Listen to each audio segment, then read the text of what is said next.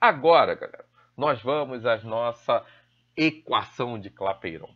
Lembra que quando a gente analisou as transformações, nós vimos lá P, V e T, e aquilo nos fornecia um valor constante. Lembra disso? Todas elas. Ou seja, para que eu soubesse o que deveria ter acontecido com o gás, era necessário que eu soubesse do que tinha acontecido antes. Eu tinha que ter uma herança do que ocorreu antes para que eu saiba como que o gás se comporta.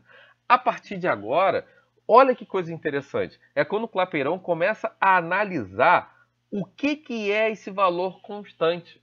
Lembra que na nossa aula sobre as transformações gasosas, eu falei com vocês que são 4 variáveis? Pressão, volume, temperatura e massa. Ou seja, a quantidade de matéria envolvida desse meu gás é diretamente ligada a esse valor constante. Então, é quando ele verifica que todo gás ele tem uma relação constante do número de matéria que tem ali, que nós vamos converter essa fala de número de matéria para mol, né? Que vocês conhecem do número de Avogadro e tudo mais. Então, galera, aqui nós temos a relação com a massa, né? Então, a pressão de um gás, o volume de um gás e uma temperatura de um gás, ele é diretamente ligado justamente ao seu número de mols. Você tem uma constante que a gente chama, uma constante de ajuste, chamada constante universal dos gases, e a partir de agora você tem uma equação extremamente poderosa. Por que ela é poderosa? Porque a partir de agora você não precisa mais visualizar o que acontecia antes com o gás.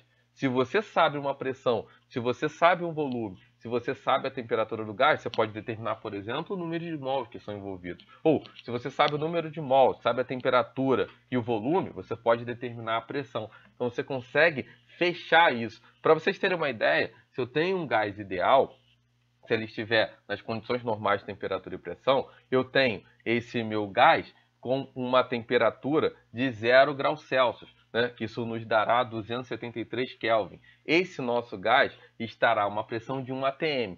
Esse nosso gás ocupará nossos 22,4 litros se nesse gás estiver 1 mol. Então, repara, com o CNTP, nas condições normais de temperatura e pressão, sempre 1 mol de gás, independente do qual gás seja, se ele tem um comportamento de um gás ideal, ele tem 1 atm de pressão, ele tem uma temperatura de 273 Kelvin e ele tem um volume de 22,4 litros. Então, essa nossa equação ela é extremamente poderosa.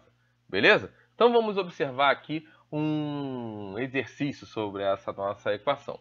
Então, olha, um cilindro de 2 litros é dividido em 2 partes por uma parede móvel fina, conforme o esquema a seguir.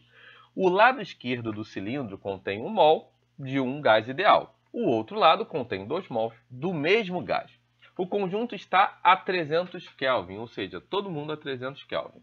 Adote R igual a 0,08 atm litro por mol Kelvin. Então, a nossa primeira análise é qual será o volume do lado esquerdo quando a parede do móvel estiver equilibrada. Então, vamos aqui, vamos separar e vamos ver.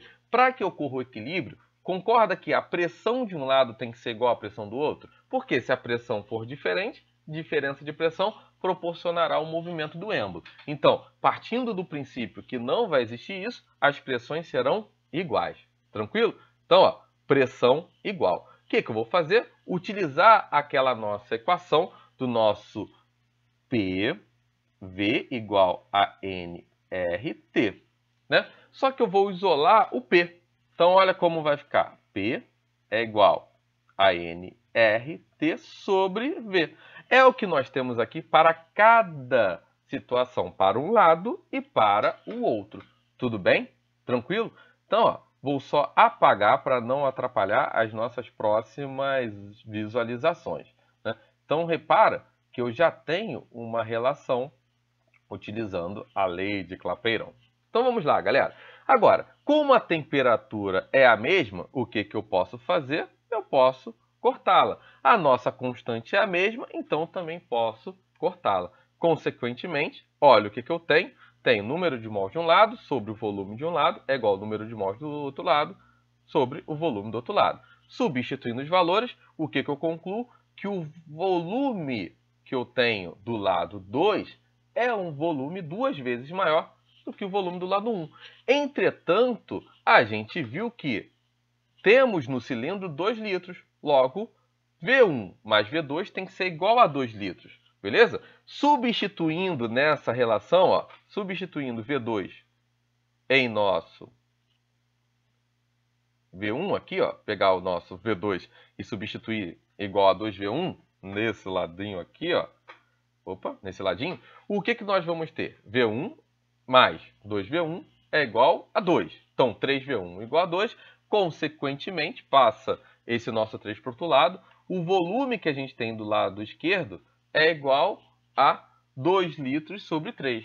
Né? 2 sobre 3 litros. Beleza? Tranquilo?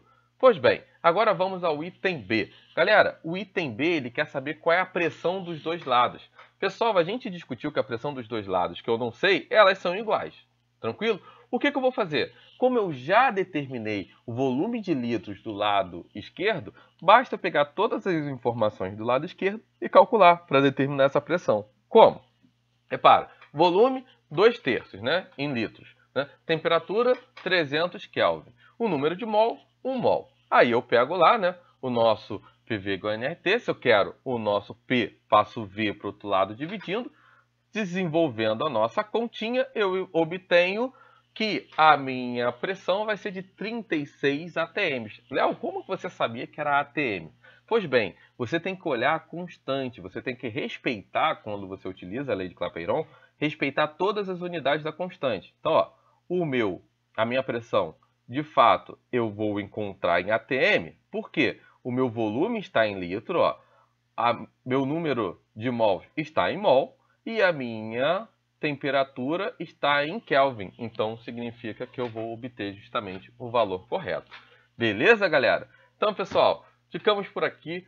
Muito obrigado por vocês assistirem e até a próxima. Tchau, tchau.